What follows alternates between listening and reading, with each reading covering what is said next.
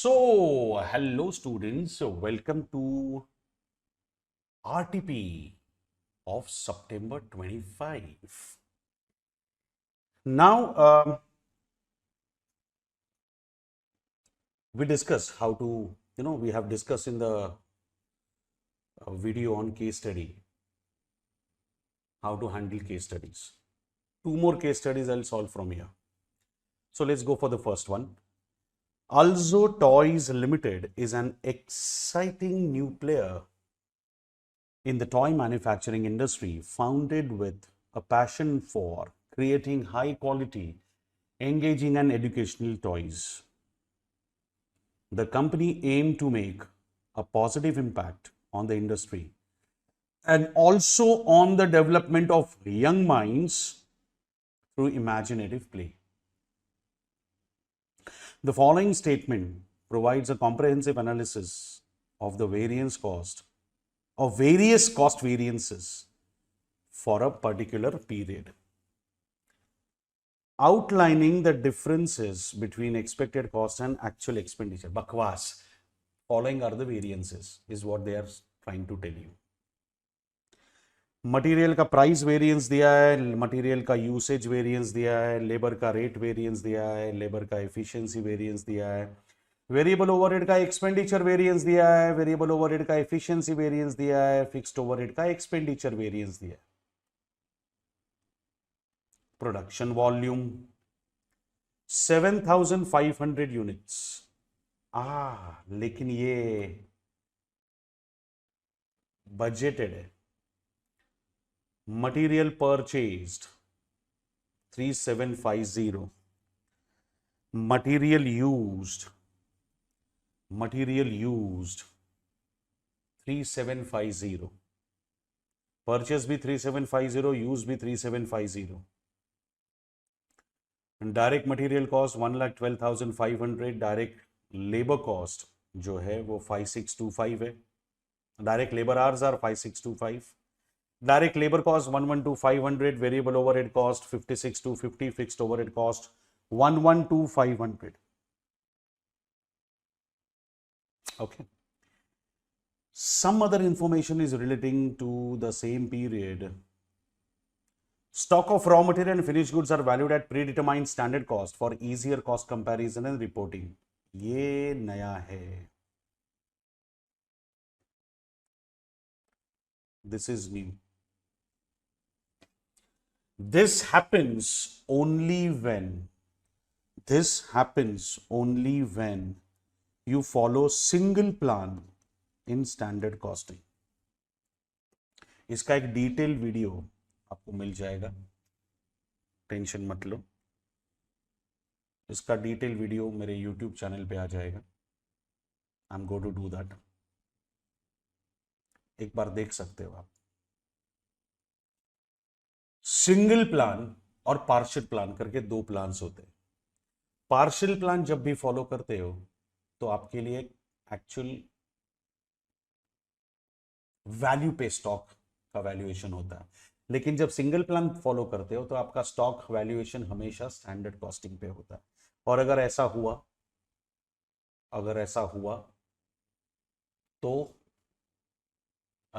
हुआ तो single plan में मटेरियल प्राइस वेरिएंस परचेज के हिसाब से आता है, कंजम्पशन के हिसाब से नहीं. You can watch video on single plan, partial plan on my channel. You will get that information in detail. Actual number of units produced were 7750. This is your actual quantity manufactured. Your budget is given for 7,500, but your actual output is 7750. Direct material purchase were 5,000 kgs.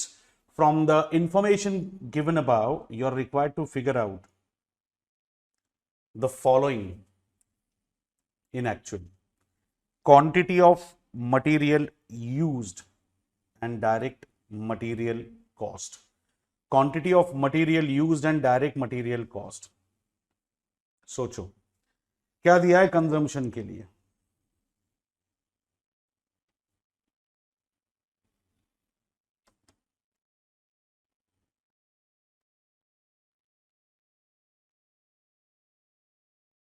how much you have produced?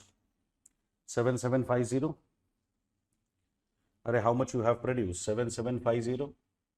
Okay, अब मुझे एक बात बताओ, 3750 kgs में 7500 बनाते हो, मतलब approximately 0.5 kgs per unit is your requirement.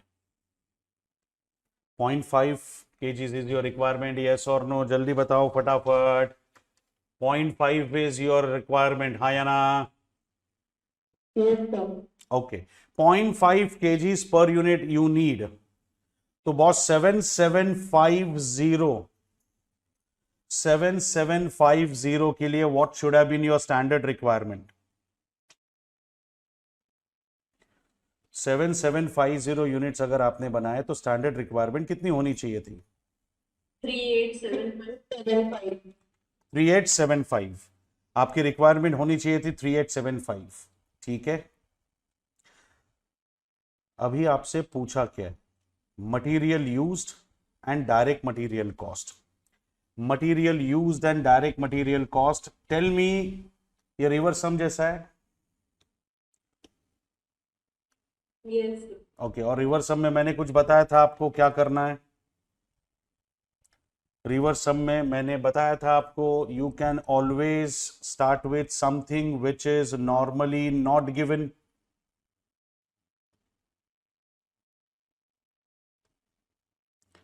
Material price variance and material usage variance दोनों अवेलेबल है. Material price variance and material usage variance दोनों अवेलेबल है. ठीक है, तो क्वांटिटी की बात चल रही है तो मटेरियल यूसेज वेरिएंस कंसीडर करते हैं. क्वांटिटी का difference multiplied by standard price, बराबर. आपका यूसेज वेरिएंस क्वेश्चन में कितना दिया है? जल्दी बताओ, आपका यूसेज वेरिएंस क्वेश्चन में कितना दिया है? 3750 adverse. 3750 एडवर्स. एडवर्स मतलब अच्छा हुआ है, बुरा हुआ है? बुरा हुआ है. अब क्वांटिटी के केस में बुरा तब होगा जब एक्चुअल क्वांटिटी स्टैंडर्ड से ज्यादा होगी. यस और नो? अगर मैं कंजम्पशन ज्यादा करता हूं तो मेरे लिए एडवर्स वेरिएंस होगा, मतलब स्टैंडर्ड माइनस एक्चुअल करने के लिए जाऊंगा तो मेरा आंसर नेगेटिव आएगा. पर तूने बोला था स्टैंडर्ड कॉस्टिंग में साइन पे फोकस मत करो. I am not deciding adverse favourable based on science. मैंने कहा था एडवर्स फेवरेबल साइन के हिसाब से डिसाइड नहीं करने का, but now if you are applying this as a mathematical function, आपको साइन तो कंसीडर करनी पड़ेगी. वेरिएंस, क्वांटिटी वेरिएंस एडवर्स है, इसका मतलब बुरी बात है. बुरी बात तब होगी जब मेरी एक्चुअल क्वांटिटी स्टैंडर्ड से ज्यादा होगी. एक्चुअल ज्यादा है, स्टैंडर्ड कम है, तो स्टैंडर्ड माइनस एक्चुअल करने के बाद मेरा आंसर नेगेटिव आएगा. स्टैंडर्ड क्वांटिटी कितनी होगी? आपने निकाली थी अभी, 3875. अबे एक यूनिट बनाने के लिए 0.5 kgs लगता है, तो 7750 आपने एक्चुअली बनाया. How much you should have consume? 3875. But actual quantity कितनी है मैं नहीं जानता. अच्छा, स्टैंडर्ड प्राइस भी हमको पता नहीं है, वो भी ढूंढनी पड़ेगी क्वेश्चन में से. हाँ, आराम से ढूंढ सकते हो बे. कैसे ढूंढोगे? How much you have incurred? 112,500. You have incurred 112,500. 112,500 divided by 112,500 divided by 3750 करो, आंसर मिल जाएगा रे. कितना आ रहा है? 30. तो कैन आई से your budgeted rate, standard price is 30 पर kg. चलो,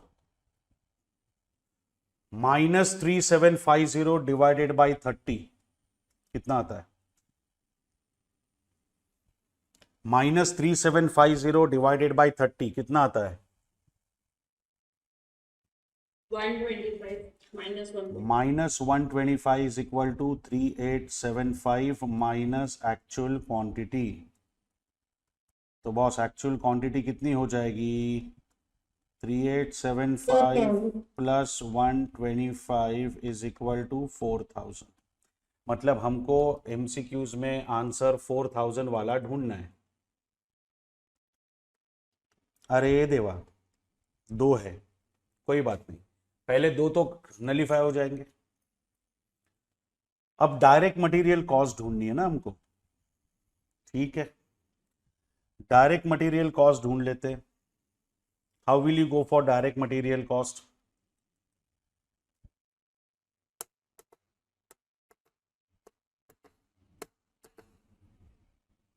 डायरेक्ट मटेरियल कॉस्ट के लिए क्या करना पड़ेगा आपको? देखो, आपको प्राइस वेरिएंस दिया है, आपको प्राइस वेरिएंस दिया है, स्टॉप राइटिंग, हाँ अभी देख लो। प्राइस वेरिएंस मतलब प्राइस का वेरिएशन इनटू एक्चुअल क्वांटिटी, लेकिन इस बार आएगा परचेज बिकॉज ये सिंगल प्लान का समय। मैंने आपको कहा है सिंगल प्लान के लिए you can watch video on my YouTube channel, single plan partial plan, आपको पता चल जाएगा। फिलहाल सिर्फ इतना जान लो कि whenever you follow single plan, your stock valuation is at standard price. Your stock valuation is at standard price. और अगर वो स्टैंडर्ड प्राइस पे होता है, अगर वो स्टैंडर्ड प्राइस पे होता है तो एक्चुअल क्वांटिटी कंज्यूम कंसीडर नहीं करते, एक्चुअल क्वांटिटी परचेज कंसीडर करते हैं। तो कितना है आपका प्राइस वेरिएंस? आपका प्राइस वेरिएंस कितना है? 25,000 favorable. 25,000 फेवरेबल है। फेवरेबल है मतलब अच्छा हुआ है। अच्छा तब होगा जब स्टैंडर्ड प्राइस ज्यादा होगी और उससे कम एक्चुअल प्राइस होगी। इसका मतलब 25,000 जो है वो आपका पॉजिटिव होगा। अब स्टैंडर्ड प्राइस तो मिली थी 30, एक्चुअल प्राइस ढूंढनी है, और परचेस क्वांटिटी कितनी है? 5,000। तो how much will be your actual price? 25? Yeah. तो 25 into 5, 1 lakh. 25 into 5, 1,25,000 is your answer. बात समझ में आई? Yes. Have a glance on the entire calculation. Have a glance on the entire calculation.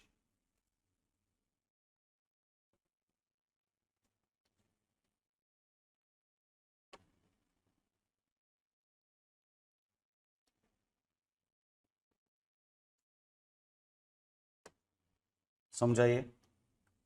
चलो सेकंड में इन्होंने पूछा लेबर आवर्स कितने होंगे। सेकंड में इन्होंने पूछा है लेबर आवर्स कितने होंगे। कोई बात नहीं, लेबर के लिए हमको दिया है रेट एंड एफिशिएंसी।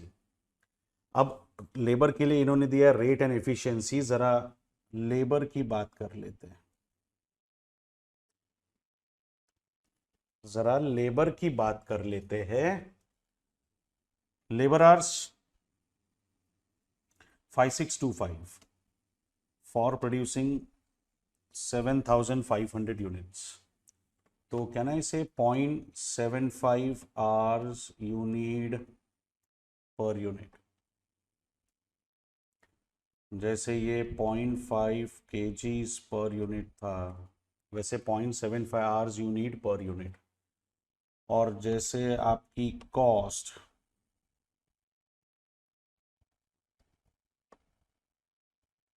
30 पर kg थी, वैसे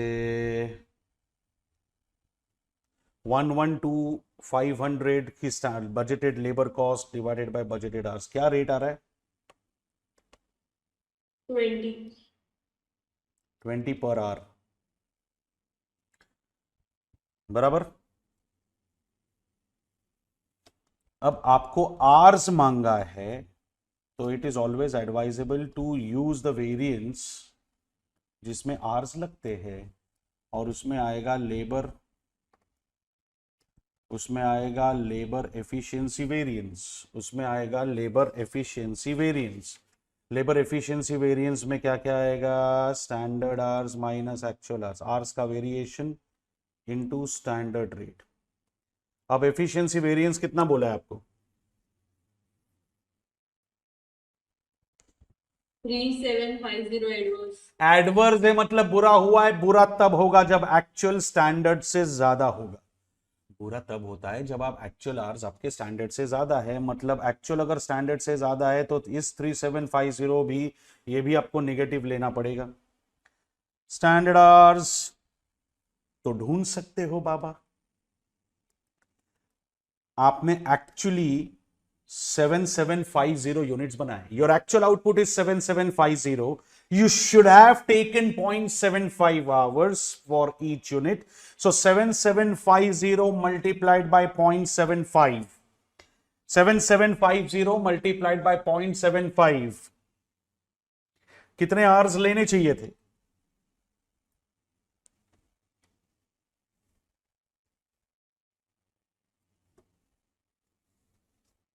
5812.5। 5812.5, लेकिन एक्चुअल आवर्स लिए थे और रेट हमको मिला है 20। नाउ काइंडली सॉल्व दिस,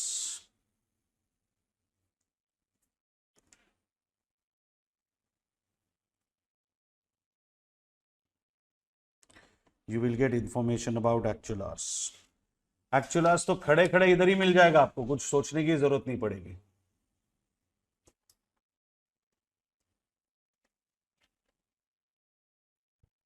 बोलिए।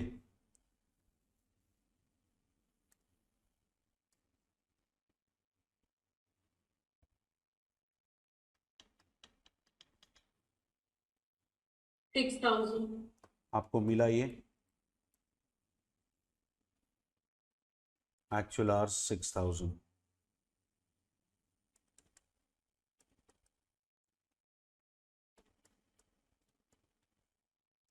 बस एक ही ऑप्शन है तो फिर हम लोग डायरेक्टली भी लिख सकते हैं।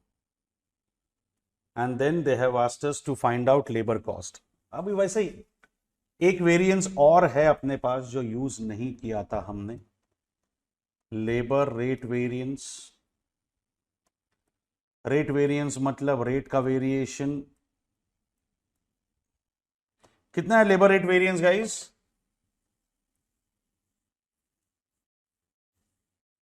5000 एडवर्स। 5000 एडवर्स। एडवर्स मतलब अच्छी बात, गंदी बात, गंदी बात, गंदी गंदी गंदी बात। गंदी बात तब होगी जब एक्चुअल रेट स्टैंडर्ड से ज्यादा होगा। गंदी बात तब होगी जब एक्चुअल रेट स्टैंडर्ड से ज्यादा होगा, आप ज्यादा पे करोगे। अब एक्चुअल रेट स्टैंडर्ड से ज्यादा है का मतलब, एक्चुअल रेट स्टैंडर्ड से ज्यादा है का मतलब स्टैंडर्ड माइनस एक्चुअल करने के बाद आंसर नेगेटिव आएगा, तो -5000, स्टैंडर्ड रेट 20, एक्चुअल रेट पता नहीं। एक्चुअल आवर्स कितने,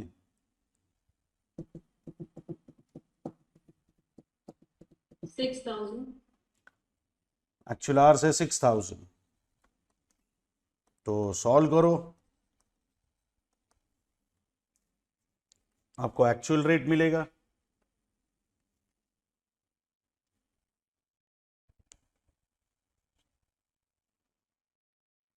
मिला,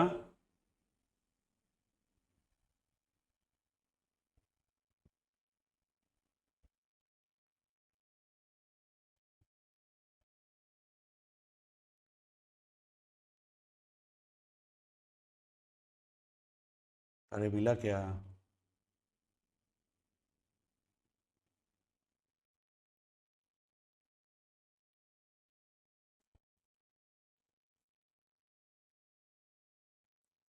ढूंढो ढूंढो जल्दी। 20.833 रिकरिंग। अभी ध्यान से सुनो, 20.833 रेकरिंग बराबर। आपसे मांगा क्या है, लेबर कॉस्ट। हमने एक्चुअल रेट निकाल लिया। अब अपनी स्टैंडर्ड लेबर कॉस्ट कितनी होगी, 6000 आवर्स इंटू 20, 1,25,000।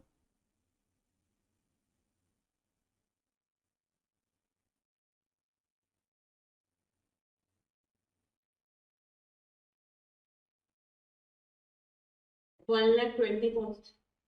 1,20,000।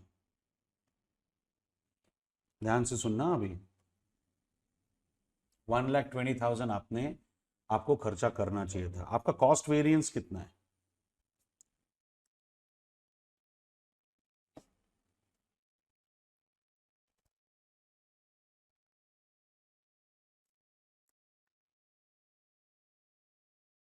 यही सारा कैलकुलेशन आपको कॉस्ट वेरिएंस से भी हो सकता है। देखो, लास्ट के क्वेश्चन में ना मुझे इन्होंने प्राइस मांगी थी, और लास्ट क्वेश्चन में ना मुझे परचेज यूज करना था, लेकिन यहाँ पे मुझे ये सब करने की जरूरत ही नहीं है। एक सिंपल कैलकुलेशन बता रहा हूं, ध्यान दो। आपका लेबर एफिशिएंसी वेरिएंस कितना है? 3750 एडवर्स, बराबर। आपका रेट वेरिएंस कितना है? रेट वेरिएंस कितना है? 5000 एडवर्स, हाँ या ना? Yes, sir. फिर standard cost minus actual cost आएगा, तो इसका आंसर है -8750। अब स्टैंडर्ड कॉस्ट कैसे ढूंढूं? बॉस, 7750 यूनिट्स आप बनाते हो, 0.75 के हिसाब से कितने आवर्स काम करना पड़ा होगा?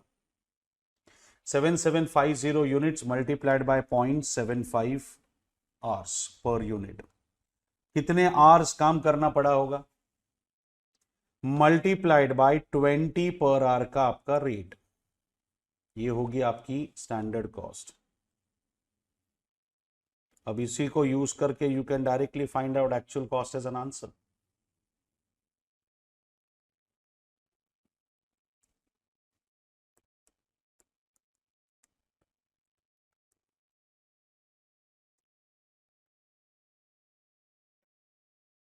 कितना आ रहा है?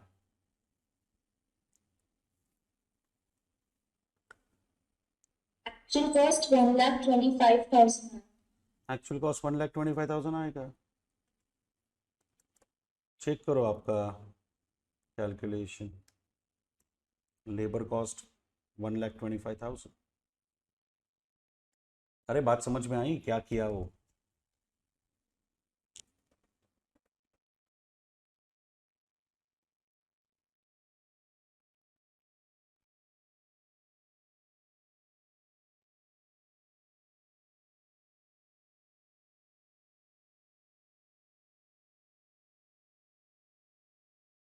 ये समझा? तो अगर एक्चुअल कॉस्ट पूछा है तो प्राइस पे क्यों जा रहे हो? एक्चुअल कॉस्ट से ही कैलकुलेशन कर सकते। नेक्स्ट, अब वेरिएबल ओवरहेड के बारे में कुछ पूछा है। वेरिएबल ओवरहेड कॉस्ट वेरिएंस पूछा है।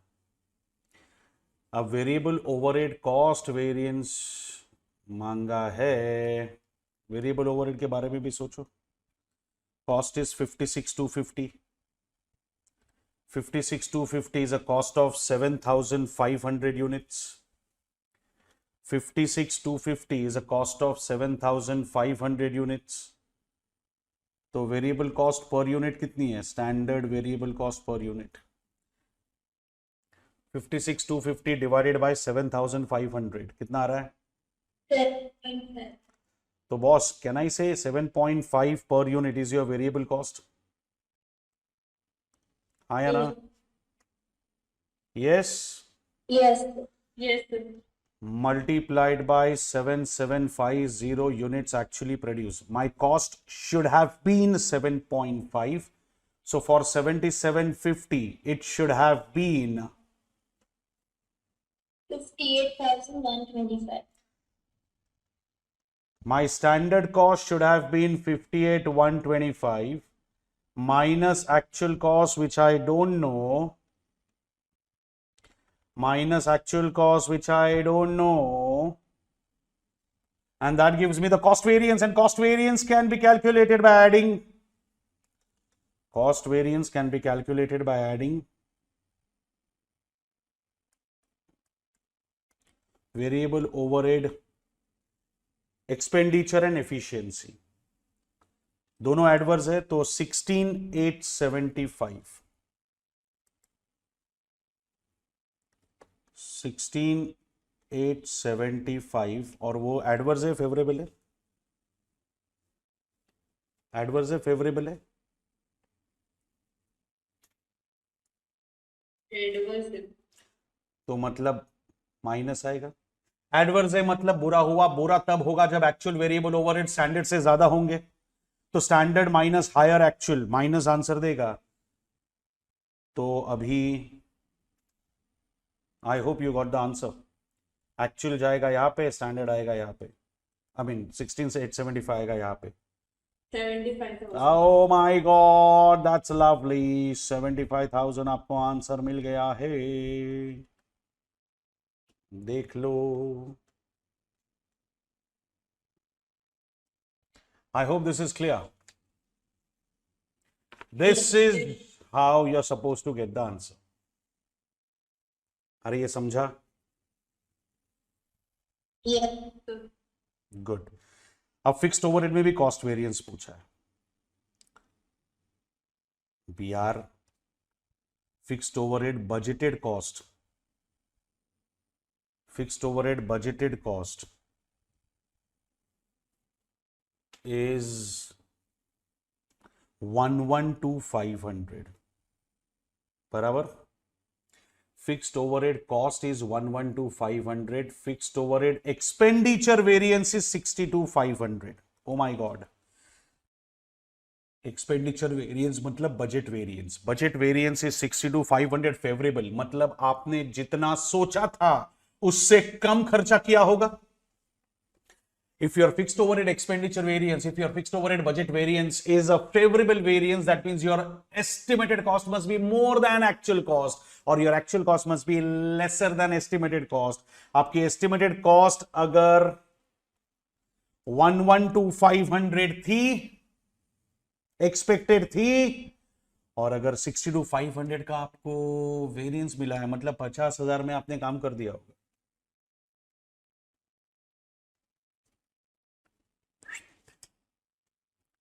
सोच ले। ये क्लियर है? हमेशा एक चीज याद रखना, something which is normally not given will be the starting point of all the answers. Yes बच्चा लोग, are you guys clear with it? ये क्लियरली समझा है? Yes. चलो second question. With the rise in carbon dioxide, a greenhouse gas release the environment. When fossil fuels are burned, Earth's natural greenhouse effect is becoming too weak, causing global warming. To contribute towards global environment for the betterment, various cars and scooters manufacturing companies are shifting their production towards electric vehicles and electric vehicle manufacturing. Companies are heavily investing in research, development, and production of EVs. Ole Limited is also one of the companies belonging to scooter manufacturing industry. Watching its rivalries shifting their production to EVs, the management of Ole Limited decided to take an advantage of this open opportunity. It had been only 4 years since the company started its production of EVs. But last year, the management of the company also decided to expand its product line to 3 variants of scooter: Ole EV Max, Ole EV Ultra, Ole EV Pro. Basically, Max, Ultra, and Pro are the 3 products. Revenue of 3 products is given. Annual cost of goods sold is also given. Last year, when the company initially expanded its product line, the sales were not much noticeable as compared to the earlier categories of scooter.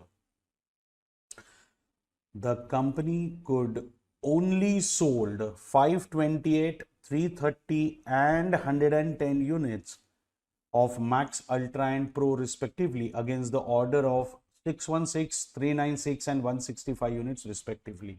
Boss market में demand तो ये चल रहा है, but आप सिर्फ इतना ही दे पाए, that means there is a shortage in terms of production. ये समझा?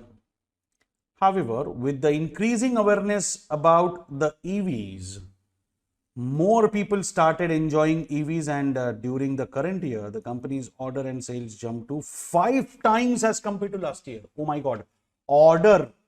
Company's order jumped to 5 times. मतलब ये था जो 5 times jump करेगा अभी. Actually कितना बेचा वो कम है. ऑर्डर कितने की थी? 616, 396 एंड देन 165. अब ये 5 टाइम्स बढ़ेगा. 5 टाइम्स करो सबका.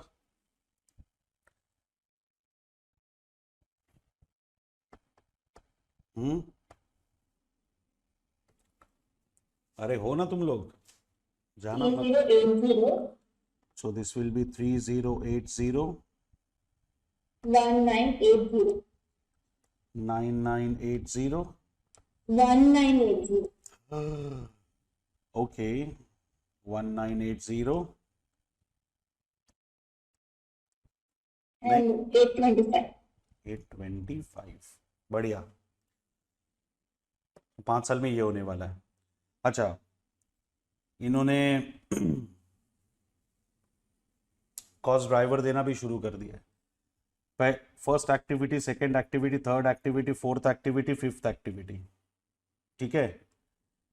Purchase order by customers, line items, quantity sold, dispatch cartons and shelf stocking hours. तो एक्टिविटी है, कॉस्ट पूल मिल जाएगी, कॉस्ट ड्राइवर है अपने पास to be applied. The support cost for the current year is 66,23,760. And these support costs are assigned to all the activity areas. The cost in each area of the cost in each area देखो क्या दी है. ये सारे cost है. तो rate निकालो जरा.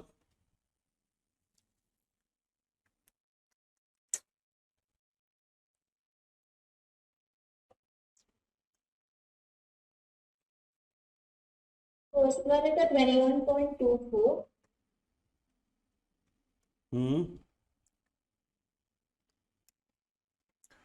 Next is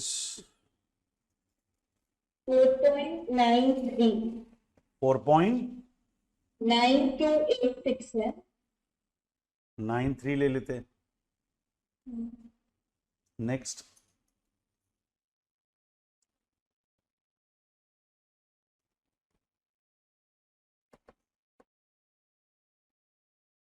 और 77.58. 77.58. ये तो 3 मिल गए.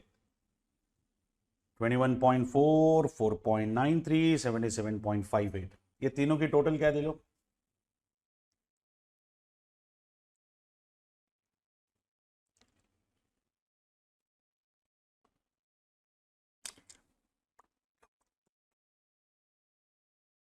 $33,01,760. 3301. 760. लेकिन यहाँ पे तो कुछ और ही थी. माइनस करो. 66, 23, 760.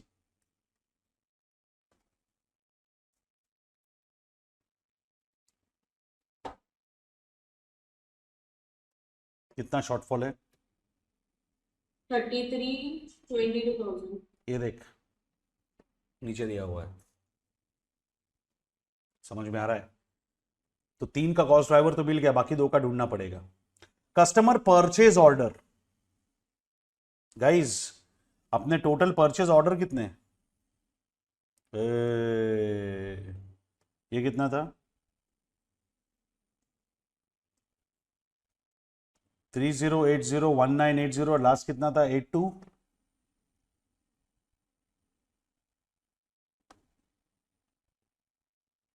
5. 825. 825, जरा इसका टोटल ले लो।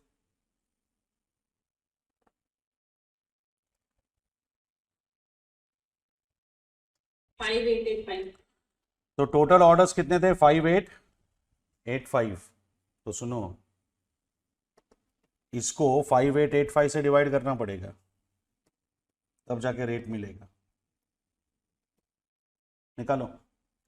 17 99.07. 99.07। 299. ओके ओके, 299 ले लेता, डाटो मत। 299.07 ये पर ऑर्डर मिला, और ये डिलीवरी कॉस्ट के हिसाब से 1562 डिलीवरी के हिसाब से। अब सुनो, ऑर्डर साइज अगर ये है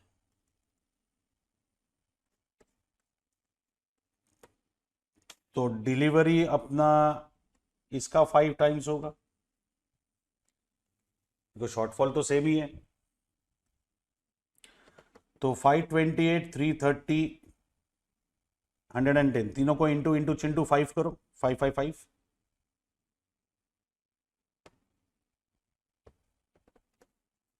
Total 4840. बट इंडिविजुअल भी निकाल के रखो, बाद में इंटू इंटू चिंटू करना पड़ेगा ना हमको एक्टिविटी बेस्ड कॉस्टिंग में। 550, 1650, 330 का मतलब 365। हाँ बराबर ना, 2640. 2640। अरे आपको समझा क्या कर रहा हूं मैं? Yes. मुझे इंटू इंटू चिंटू करना पड़ेगा ना बाद में कॉस्ट स्प्लिट करने के लिए, तो मुझे इंडिविजुअल ऑर्डर्स भी चाहिए, इंडिविजुअल डिस्पैच भी चाहिए। तो इसको 4840 से डिवाइड कर रहा हूं, 4840 से। बोलिए कितना आ रहा है?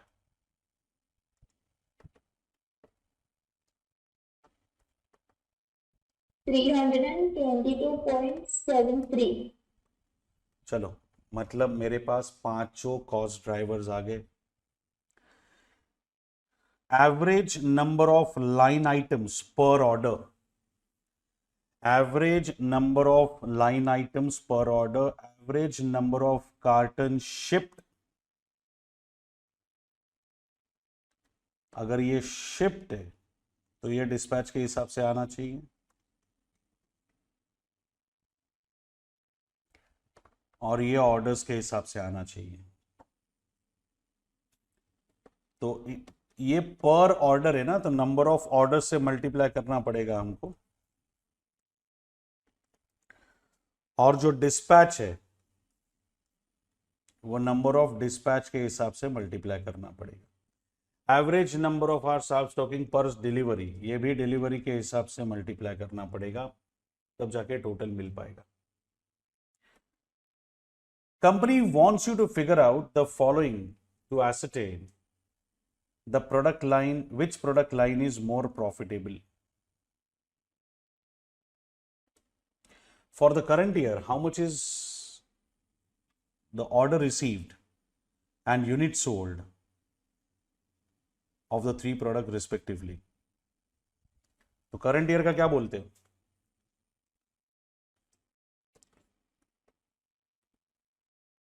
करंट ईयर में मेरे ख्याल से आंसर डी आएगा।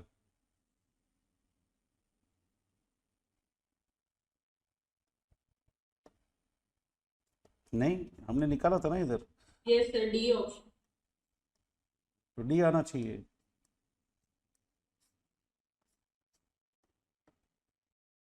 समझा ये? अरे ये कैलकुलेशन हमने ऑलरेडी कर दिया था, Yes sir. This is already done, समझे ना? अब क्या? Second part, gross margin percentage. अभी देखो, हाँ, ग्रॉस मार्जिन परसेंटेज में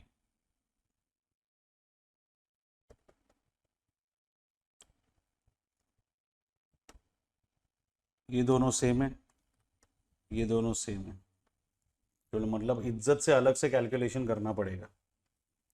अच्छा, इसका ना अभी सॉल्व करने में टाइम वेस्ट नहीं करते, I directly show you the solution, उसी पे डिस्कशन कर लेता हूं फटाफट।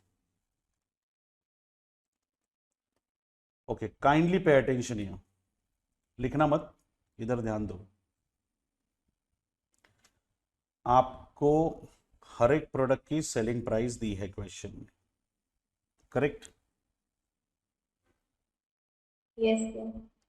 Multiplied by selling price multiplied by quantity structure आप कर लोगे तो आपको टोटल रेवेन्यू मिल जाएगा। You can verify this answer on calculator on, don't waste time now. हमको सिर्फ इंपॉर्टेंट पॉइंट डिस्कस करना है। कॉस्ट ऑफ गुड्स सोल्ड भी आपको क्वेश्चन में दी है। ये सेलिंग प्राइस है,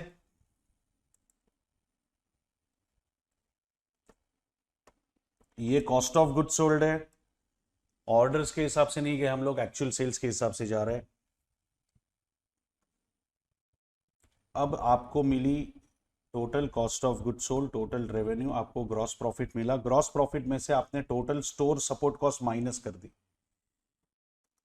आपने total store support cost minus कर दी। इंडिविजुअल निकालने की जरूरत नहीं है फिलहाल, total store support cost minus कर दी, आपको मिला प्रॉफिट।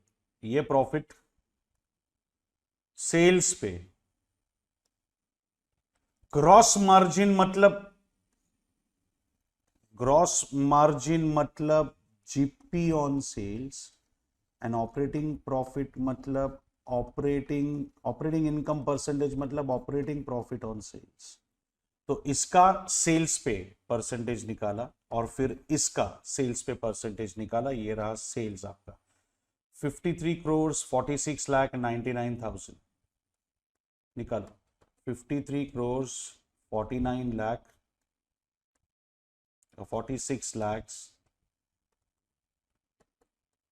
99,000 निकालो परसेंटेज, आपको मिल जाएंगे परसेंटेज यहाँ पे। अरे is this part clear? Yes, sir. तो नेक्स्ट पार्ट, ओके, ये कौन से पेज पे?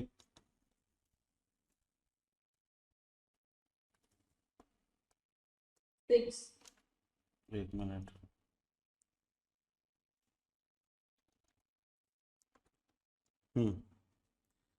आगे कौन सा लूं? Part B. Yes, sir. अच्छा, फिर कॉस्ट ड्राइवर पूछे। मेरे ख्याल से आपने कॉस्ट ड्राइवर ऑलरेडी दे दिए इनको। Select your cost drivers.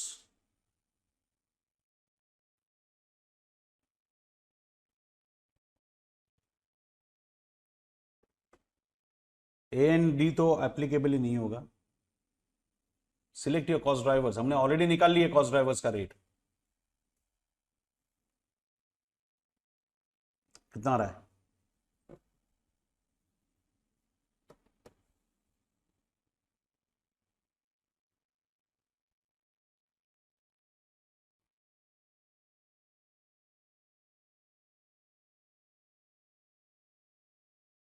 Hmm,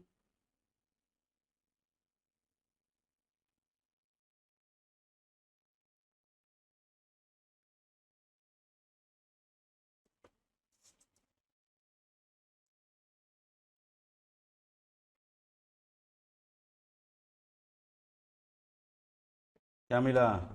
B.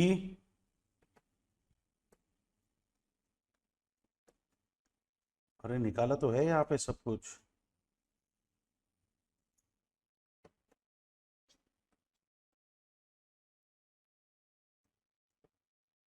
मिला? Yes, sir.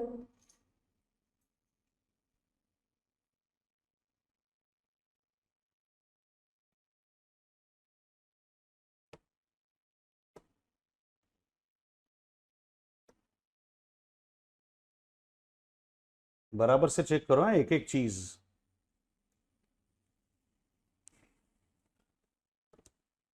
दिस इज पर लाइन ऑर्डर, दिस इज पर carton, this is per hour, this is पर ऑर्डर, एंड दिस इज पर डिलीवरी।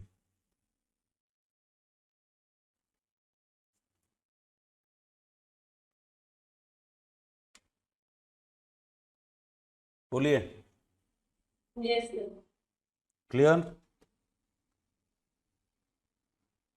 चलो next. Now they have asked us operating cost of the individual product line. Operating cost of individual product line और बाद में पूछा है percentage. अब इसके लिए तो हमको एबीसी अप्लाई करना पड़ेगा स्ट्रेट अवे. आया ना? तो ठीक है यार.